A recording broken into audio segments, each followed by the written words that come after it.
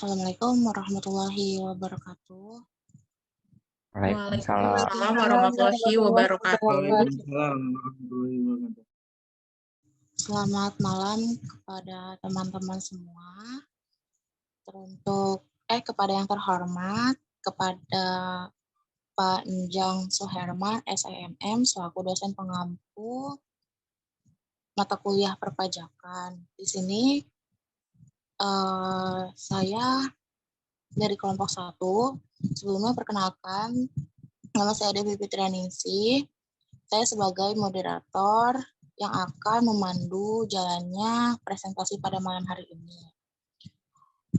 Pada tugas kali ini, kami akan mempresentasikan ketentuan umum perpajakan Undang-Undang Nomor 28 Tahun 2007. Next. Di sini kelompok 1 beranggotakan ada 9 orang. Yang pertama Amelia Nur Afia, Anita Tri Apriliani, Davina Salsabila, Devi Fitrianingsih, Devina Delta Maharani, Andrian Mayoreta, Ari Awaludin, Dita Sukma-Falupi, dan Putri Sri Lestari. Demi mempersingkat waktu, langsung saja kepada Kang Ari untuk memulai presentasi pada malam hari ini. Silakan kepada Kang Ari. Assalamualaikum warahmatullahi wabarakatuh. Saya di sini akan mempresentasikan dari pasal 1 dari ayat 1 yang berbunyi, pajak adalah kontribusi wajib kepada negara yang terutang oleh orang pribadi atau badan yang bersifat memaksa berdasarkan undang-undang dengan tidak mendapatkan imbalan secara langsung dan digunakan untuk keperluan negara bagi sebesar-besarnya kemakmuran rakyat. Ayat 2 yang berbunyi wajib pajak adalah orang pribadi atau badan meliputi pembayar pajak, pemotong pajak, dan pemungut pajak yang mempunyai hak dan kewajiban perpajakan sesuai dengan ketentuan peraturan perundang-undangan perpajakan. Ayat 3 yang berbunyi badan adalah sekumpulan orang dan atau modal yang merupakan kesatuan baik yang melakukan usaha maupun yang tidak melakukan usaha.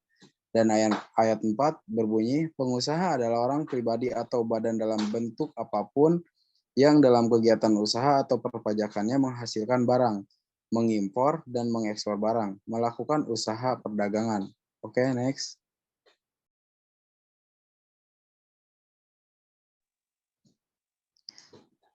Ayat 5 dan ayat 5 berbunyi, pengusaha kena pajak adalah pengusaha yang melakukan penyerahan barang kena pajak dan atau penyerahan jasa kena pajak yang dikenai pajak. Dan ayat 6 yang berbunyi, nomor pokok wajib pajak adalah nomor yang diberikan kepada wajib pajak sebagai sarana dalam administrasi perpajakan. Dan ayat 7 berbunyi, masa pajak adalah jangka waktu yang menjadi dasar bagi wajib pajak untuk menghitung, menyetor, dan melaporkan pajak yang terutang dalam suatu jangka waktu tertentu. Dan ayat 8 berbunyi, tahun pajak adalah jangka waktu 1 tahun kalender. Dan ayat 9 berbunyi, bagian tahun pajak adalah bagian dari jangka waktu 1 tahun pajak. Dan ayat 10 berbunyi, pajak yang terutang adalah pajak yang harus dibayar pada suatu saat dalam masa, tahun, atau dalam bagian tahun pajak sesuai dengan ketentuan peraturan perundang-undangan pajak. Oke, next. Dan ayat 11 yang berbunyi, surat pemberitahuan adalah surat yang oleh wajib pajak digunakan untuk melaporkan perhitungan dengan ketentuan peraturan perundang-undangan pajak.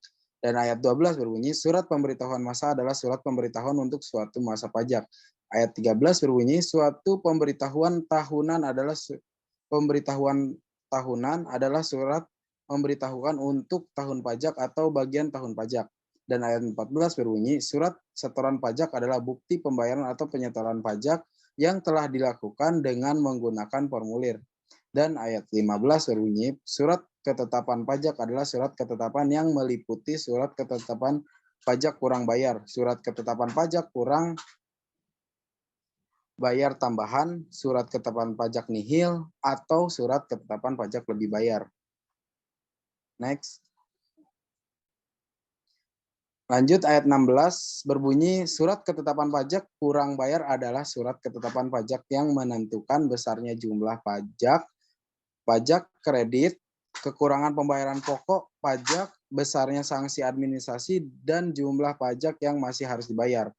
Ayat 17 berbunyi, surat ketetapan pajak kurang bayar tambahan adalah surat ketetapan pajak yang menentukan tambahan atas jumlah pajak yang telah ditetapkan.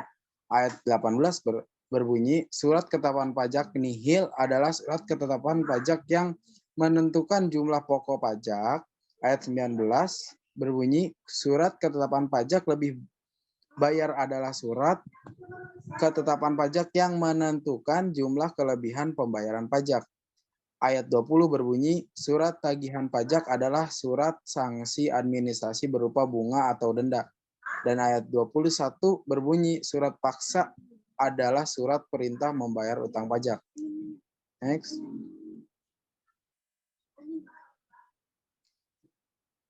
Lanjut ayat 22 berbunyi kredit pajak untuk pajak menghasilkan adalah pajak yang dibayar sendiri oleh wajib pajak ditambah dengan pokok pajak yang terutang dalam surat tagihan pajak. Ayat 23 berbunyi kredit pajak untuk pajak pertambahan nilai adalah pajak masukan yang dapat dikreditkan setelah dikurangi pengambilan pendahuluan kelebihan pajak atau setelah dikurangi pajak yang telah dikompensasikan.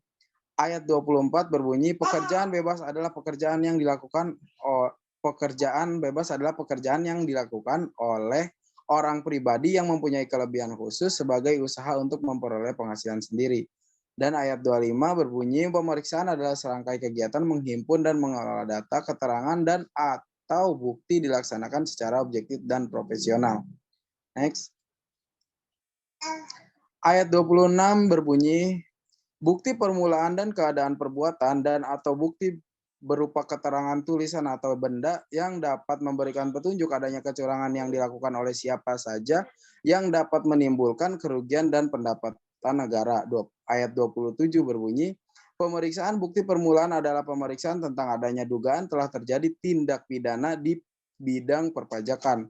Ayat 28 berbunyi, penanggung pajak adalah orang pribadi atau badan yang bertanggung jawab atas pembayaran pajak. Ayat 29 berbunyi, pembukaan adalah suatu proses pencatatan yang dilakukan secara teratur untuk mengumpulkan data dan informasi keuangan.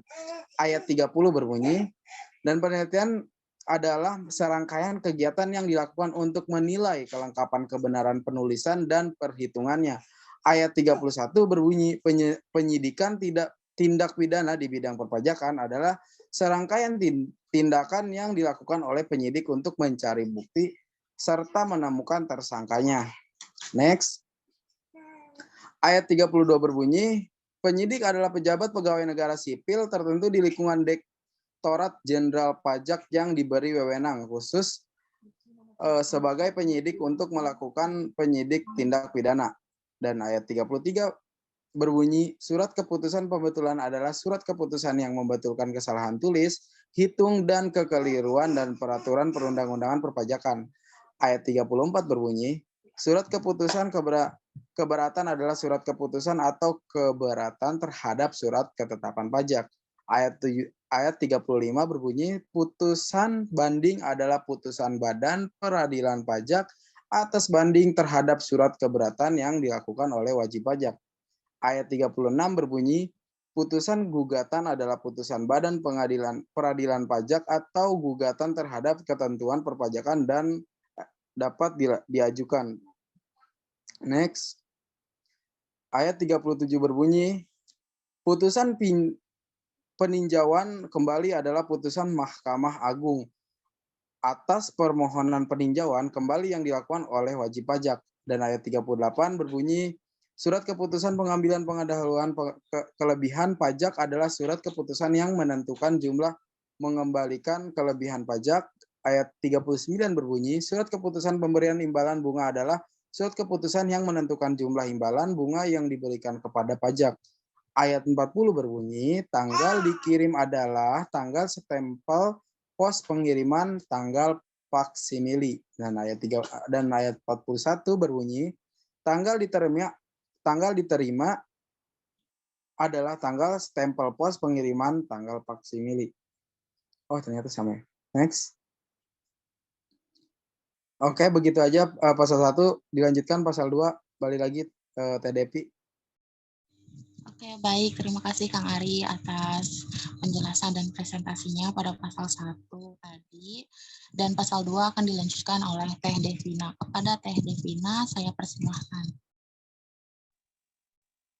Baik, di sini saya akan melanjutkan pasal 2, ayat 1 dan 2 berbunyi, setiap wajib pajak yang telah memenuhi persyaratan subjektif dan objektif sesuai dengan ketentuan peraturan perundang-undangan, perpajakan, pertambahan nilai tahun 1984, dan perubahannya wajib mendaftarkan diri pada kantor Direktorat Jenderal Pajak yang wilayah kerjanya meliputi tempat tinggal atau tempat kedudukan wajib pajak dan kepadanya diberikan nomor pokok wajib pajak. Ayat ketiga berbunyi, Direktur Jenderal Pajak dapat menetapkan, pertama, tempat pendaftaran dan tempat pelaporan usaha selain yang ditetapkan pada ayat 1 dan ayat 2. Yang kedua adalah tempat pendaftaran pada kantor Direktorat Jenderal Pajak yang wilayah kerjanya meliputi tempat tinggal dan kantor Direktorat Jenderal Pajak. Next, Kak Putri.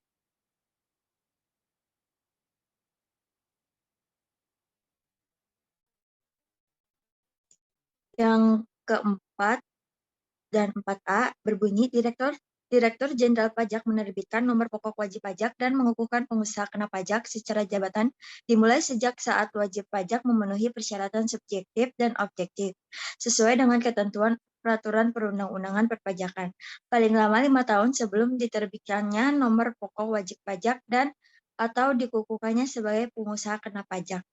Ayat 5 berbunyi jangka waktu pendaftaran dan pelaporan serta tata cara pendaftaran dan pengukuhan termasuk penghapusan nomor pokok wajib pajak dan pencabutan pengukuhan pengusaha kena pajak diatur dengan atau berdasarkan peraturan Menteri Keuangan. Next, Kak Putri. Yang keenam berbunyi penghapusan nomor pokok wajib pajak dilakukan oleh Direktur Jenderal Pajak apabila diajukannya permohonan penghapusan nomor pokok wajib pajak oleh wajib pajak dan ahli warisnya. Wajib pajak badan dilikuidasi karena penghentian atau penggabungan usaha. Wajib pajak bentuk usaha tetap menghentikan kegiatan usahanya di Indonesia. Dianggap perlu oleh Direktur Jenderal Pajak untuk menghapuskan nomor pokok wajib pajak dari wajib pajak yang sudah tidak memenuhi persyaratan subjektif atau objektif. Lanjut, ayat 7 dan 8 berbunyi, Direktur Jenderal Pajak karena jabatan atau atas permohonan wajib pajak dapat melakukan pencabutan pengukuhan pengusaha kena pajak. Setelah melakukan pemeriksaan harus memberikan keputusan atas permohonan penghapusan nomor pokok wajib pajak dalam jangka waktu 6 bulan atau wajib pajak orang pribadi atau 12 bulan untuk wajib pajak serta tanggal permohonan diterima secara lengkap. Next. Ayat 9 berbunyi, Direktur Jenderal Pajak setelah melakukan pemeriksaan harus memberikan keputusan atas permohonan pencabutan pengukuhan pengusaha kena pajak dalam jangka waktu 6 bulan atau sejak tanggal permohonan diterima secara lengkap. Pasal 2A disisipkannya pasal 2 dan 3 berbunyi, masa pajak sama dengan 1 bulan kalender atau jangka waktu lain yang diatur dengan peraturan Menteri Keuangan paling lambat 3 bulan kalender. Next.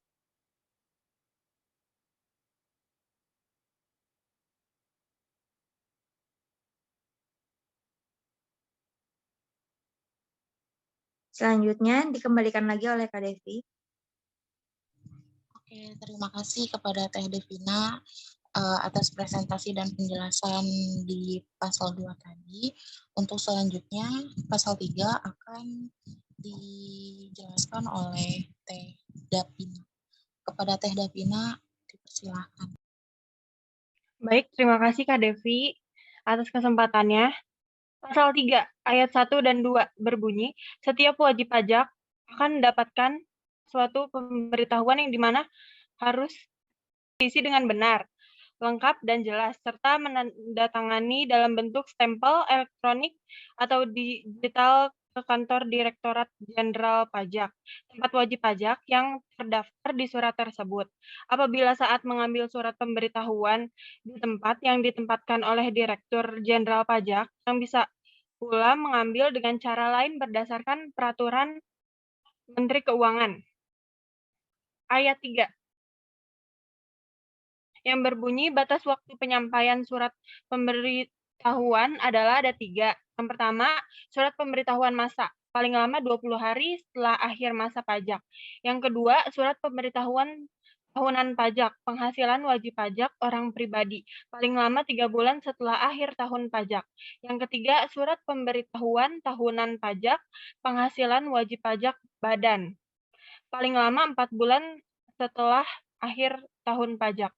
Next.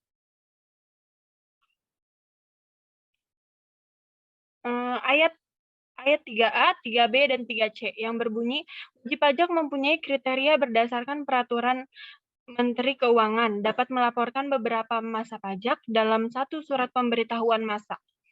Batas waktu dan tata cara pelaporan atas pemotongan dan pemungutan pajak yang dilakukan oleh bendahara pemerintah dan badan tertentu berdasarkan peraturan Menteri Keuangan. Ayat 4, 5, dan 5A berbunyi wajib pajak dapat diperpanjang jangka waktu penyampaian surat pemberitahuan tahun pajak penghasilan paling lama itu 2 bulan dengan cara menyampaikan pemberitahuan disertai dengan penghitungan sementara pajak yang terutai dalam 1 tahun pajak dan surat setoran pajak sebagai bukti pelunasan kekurangan pembayaran pajak yang terutang secara tertulis atau dengan cara lain kepada Direktur Jenderal Pajak sesuai ketentuan yang berlaku. Apabila surat pemberitahuan tidak disampaikan sesuai batas waktu, akan diterbitkan surat teguran. Ayat 6 berbunyi, bentuk dan isi surat pemberitahuan serta keterangan dan dokumen yang harus dilampirkan dan cara yang digunakan untuk menyampaikan surat pemberitahuan berdasarkan peraturan Menteri Keuangan.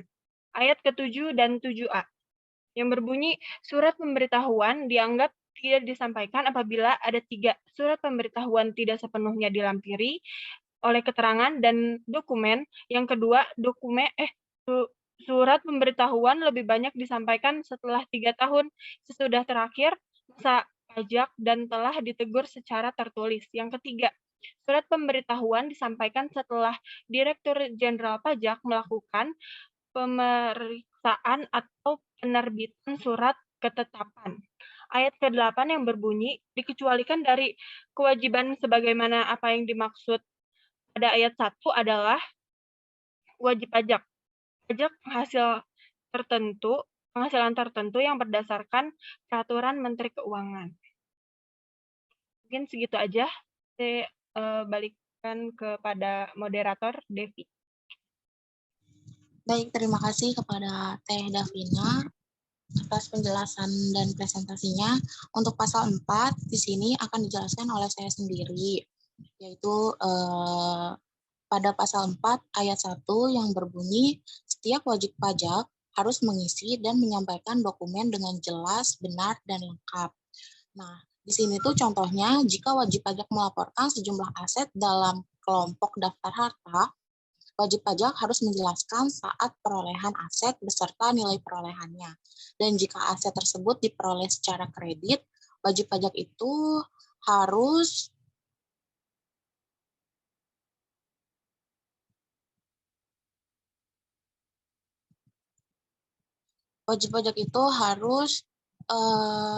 memberitahukannya. Jadi pada kolom keterangannya itu yang tersedia harus ada di daftar harta semua.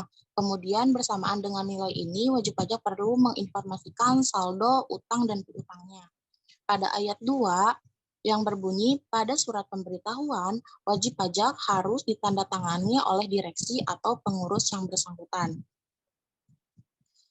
Pada ayat 2 ini,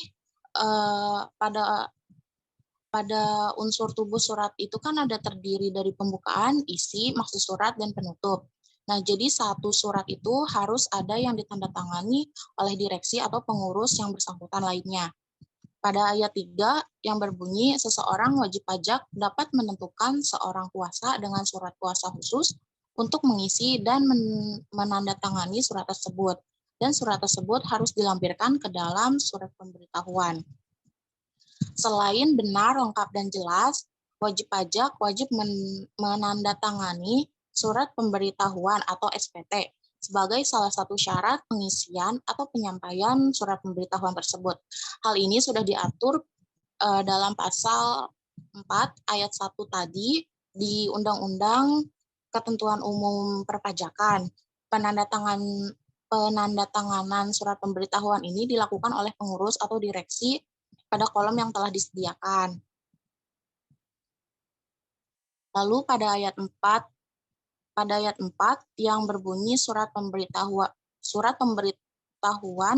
tahunan pajak penghasilan seseorang wajib pajak wajib mengurus pembukuan yang harus dilampiri dengan laporan keuangan yang diperlukan untuk menghitung besarnya penghasilan kena pajak.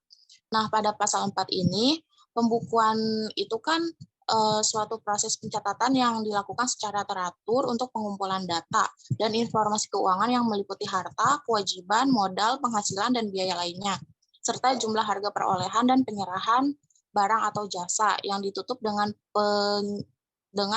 cara menyusun laporan keuangan berupa neraca dan laporan laba dan rugi. Pada ayat 4A berbunyi wajib pajak membuat laporan keuangan masing-masing. Nah, maksud di sini itu dengan membuat laporan keuangan masing-masing, wajib pajak membuat laporan keuangan hasil kegiatan usaha masing-masing wajib pajak.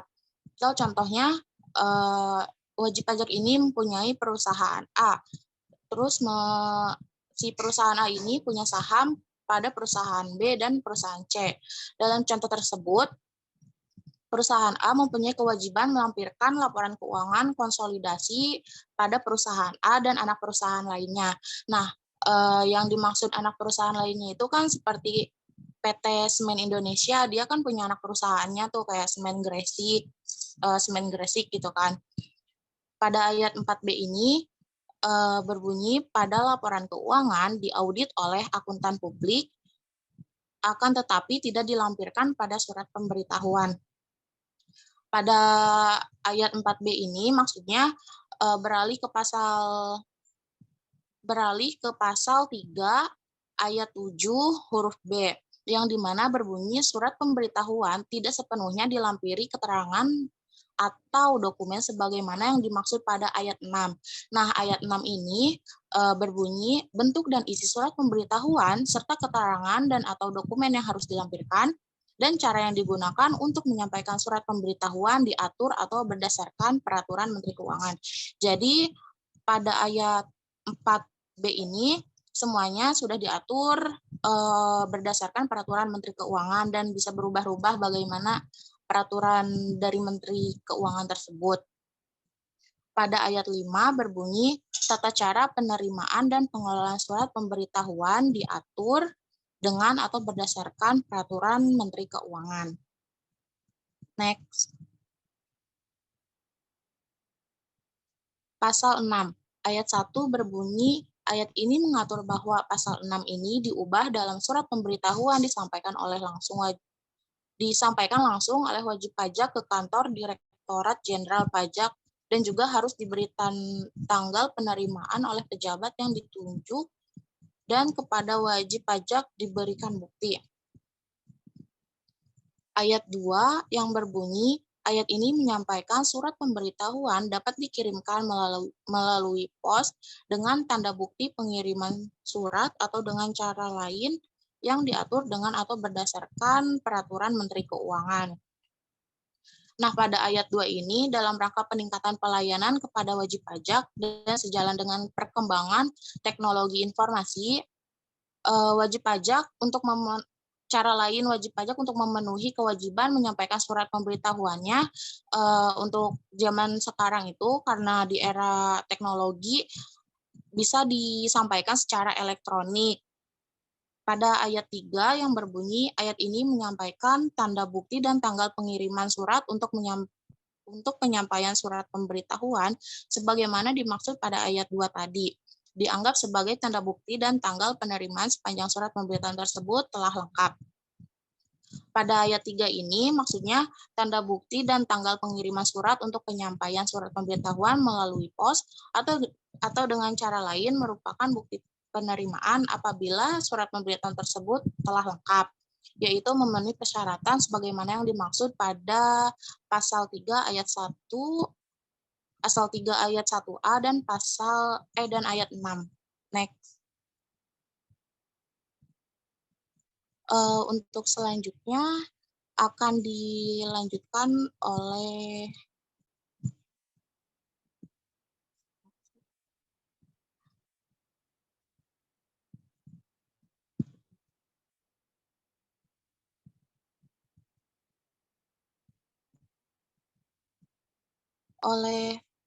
Teh Dita. Kepada Teh Dita, saya persilahkan.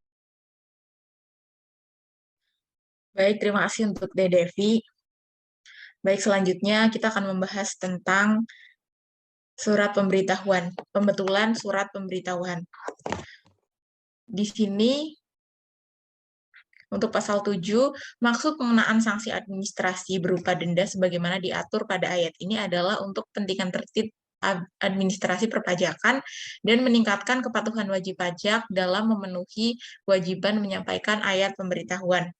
Pengenaan sanksi administrasi berupa denda tidak dilakukan terhadap wajib pajak orang pribadi yang telah meninggal dunia, bendahara yang tidak melakukan pembayaran lagi, wajib pajak orang pribadi yang sudah tidak melakukan kegiatan usaha atau pekerjaan bebas, wajib pajak orang pribadi yang berstatus sebagai warga negara asing yang tidak tinggal lagi di Indonesia, kemudian bentuk usaha tetap yang tidak melakukan kegiatan lagi di Indonesia, kemudian wajib pajak badan yang tidak melakukan kegiatan usaha lagi tetapi belum dibubarkan sesuai dengan ketentuan yang berlaku. Dan yang terakhir ada wajib pajak yang terkena bencana yang ketentuannya diatur dengan peraturan Menteri Keuangan atau wajib pajak yang telah diatur dengan berdasarkan peraturan Menteri Keuangan.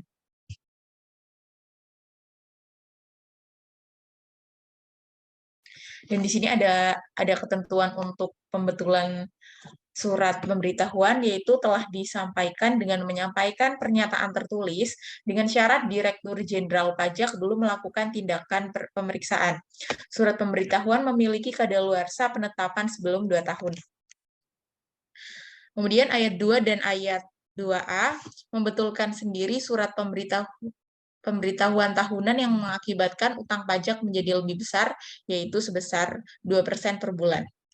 Kemudian ayat 3, walaupun telah dilakukan pemeriksaan, tapi belum dilakukan penyidikan jumlah pajak sanksi administrasi berupa denda sebesar 150%.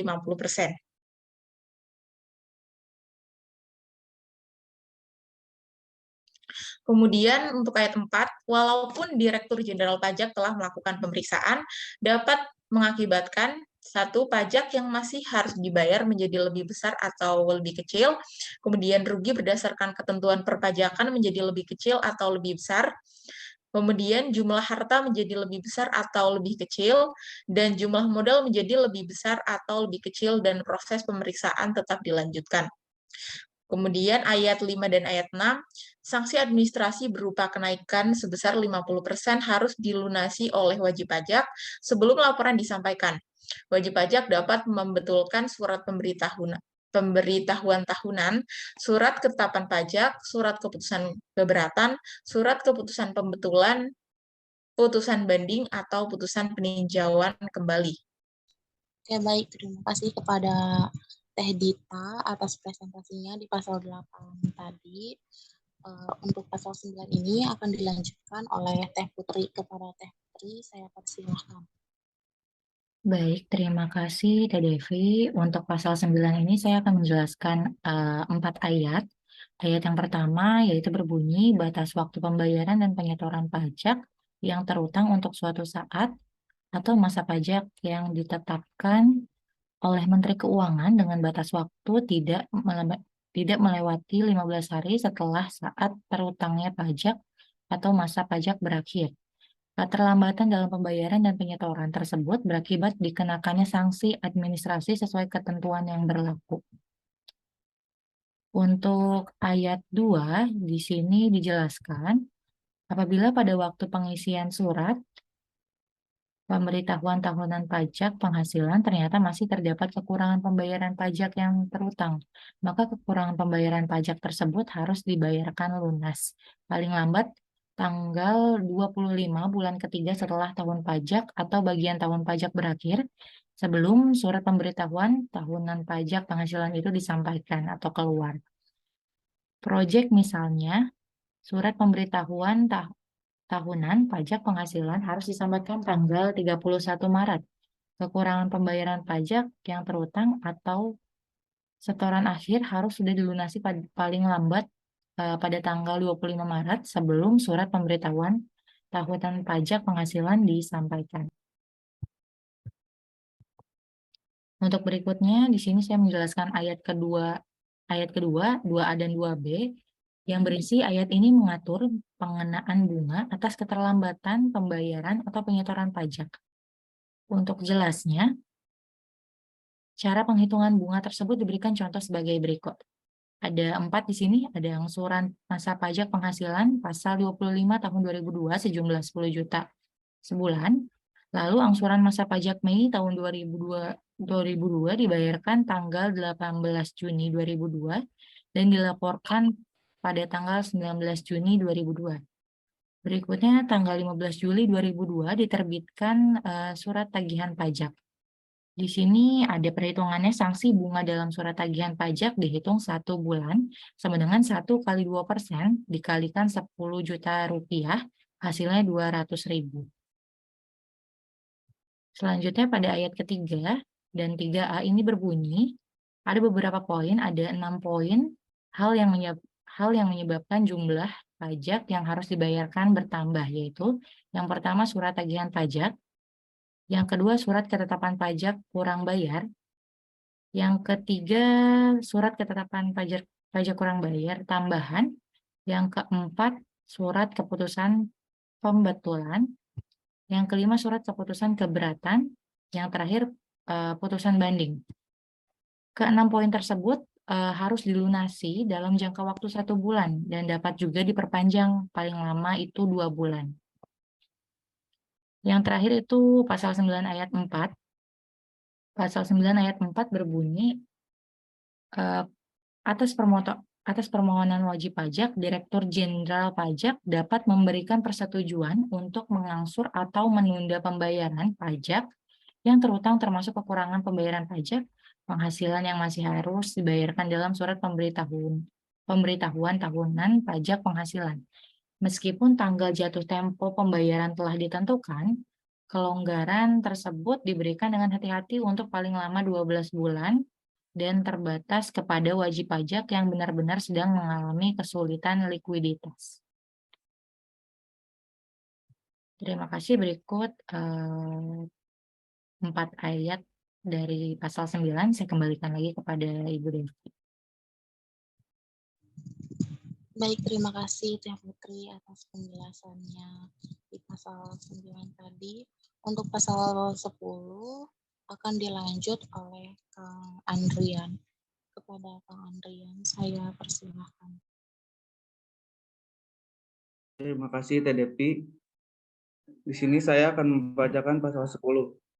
Yang pertama ada ayat 1 dan 1A yang berbunyi, wajib pajak wajib membayar atau menyetor pajak yang terutang berfungsi sebagai bukti pembayaran pajak apabila telah disahkan oleh pejabat kantor, menerima pembayaran yang berwenang, dan jika mendapatkan validasi, yang ketentuannya diatur berdasarkan peraturan Menteri Keuangan dengan menggunakan surat setoran pajak ke kas negara melalui tempat pembayaran yang diatur. Kemudian ada ayat 2 yang berbunyi, tata cara pembayaran penyetoran pajak dan pelaporannya serta tata cara mengangsur dan menunda pembayaran pajak diatur berdasarkan peraturan Menteri Keuangan. Next.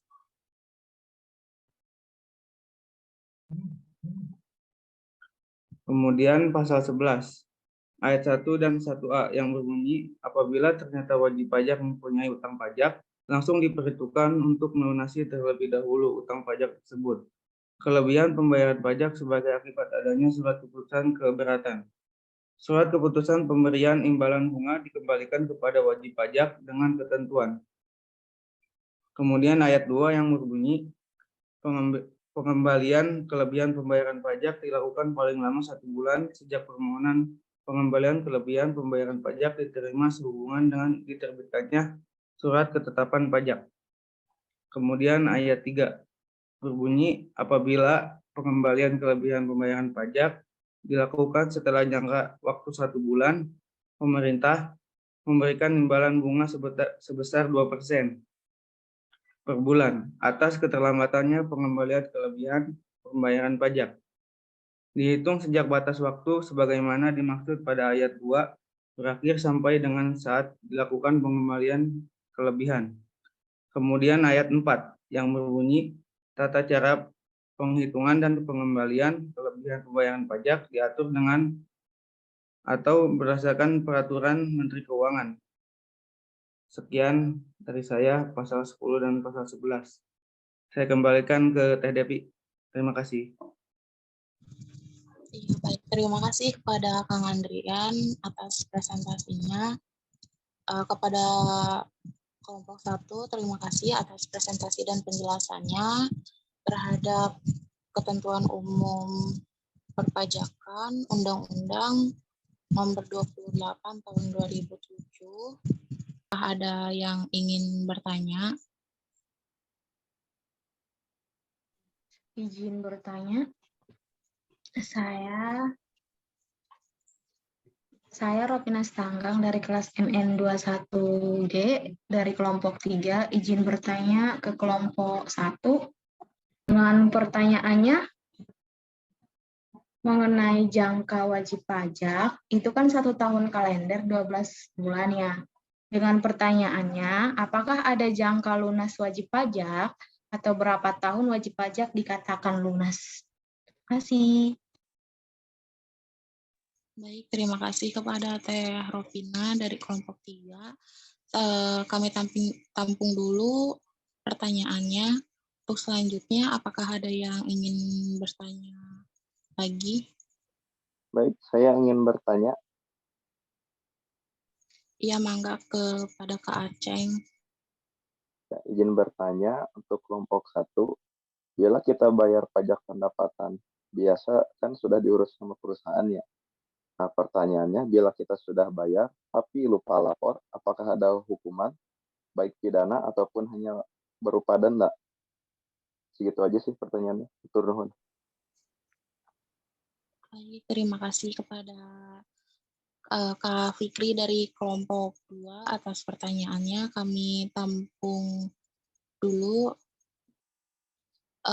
Untuk selanjutnya, apakah ada yang ingin ditanyakan lagi teman-teman? Langsung dijawab aja ya sama Devi.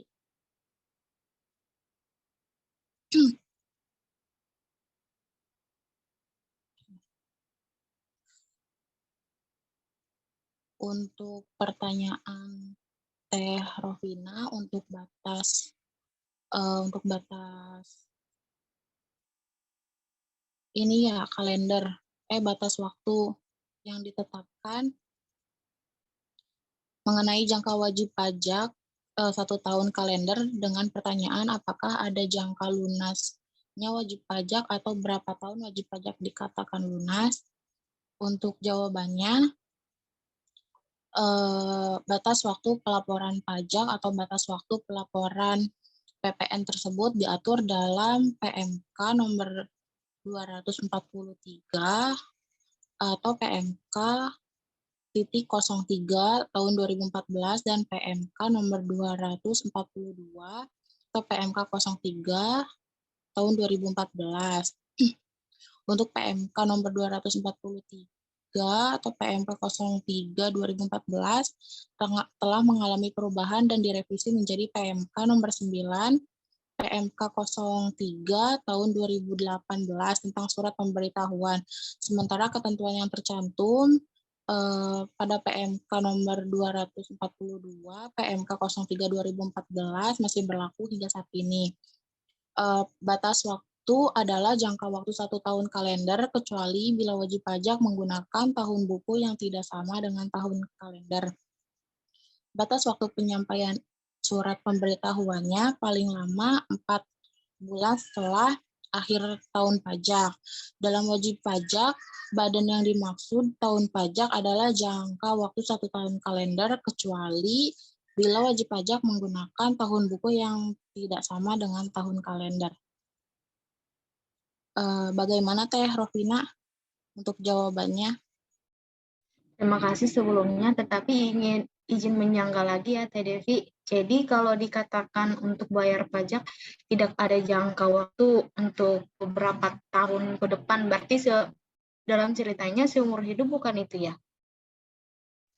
Kalau untuk itu kita kurang tahu Teh, cuma dalam PMK untuk ketentuannya 1 tahun sih yang tadi saya cari.